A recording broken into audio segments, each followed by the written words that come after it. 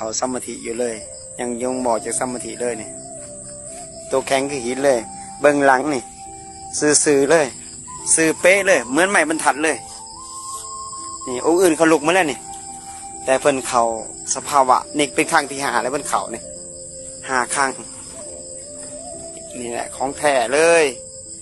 ญาติโยมนี่5ครั้งนะเด้อเพิ่นเขาได้ของแท้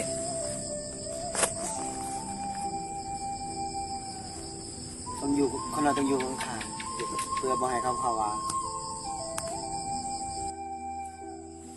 อันนี้บ่ได้เว้าแบบลิ้นๆเด้อนี่ญาติโยมไผปฏิบัติผู้นั้นเห็นเองปัจจตังเองไผสัมผัสได้อานาปานสติผู้นั้นน่ะลงมือจริงทำจริงผู้นั้นเจอของจริง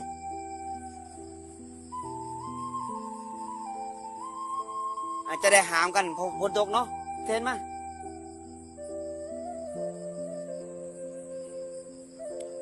คนละข้างจับหามเข้าในเลยบอกครับบทก่อนบอกครับจับข้างหลังจับแม่ป้าแม่ขันจอกป้าแม่จับบอกแม่จับอุ้มตัวคนแม่อุ้มตัวคนแม่อุ้มตัวคนจับแม่ป้าแม่ขันจอกกันลูกอุ้มคนอันนี้ตัวแข็งไปแล้วนี่เขาซ่านไปแล้วนี่นะอันนี้เขาซ่านเด้อญาติโยมเด้อนี่เขาซ่านจังว่าเขาซ่านเด้อนี่พ้นตกนี่ต้องห้ามเข่าไปแล้วห้ามเข่าไปแล้วญาติโยม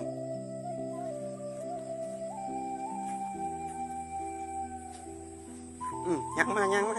เขาซ่านนี่จังว่าเขาซ่านของแท้เลยเด้อญาติโยมเด้อสามเณรน้อยเขาซ่านไปแล้วโตแข็งนี่โตแข็งของจริงปิดหนามาปิดหนาพี่นี่โตแข็งเลยนี่แข็งเป็นพระพุทธรูปเลยโอ้สาธุโตแข็งเป็นพระพุทธรูปเลยอันนี้จนได้หามเลยญาติโยม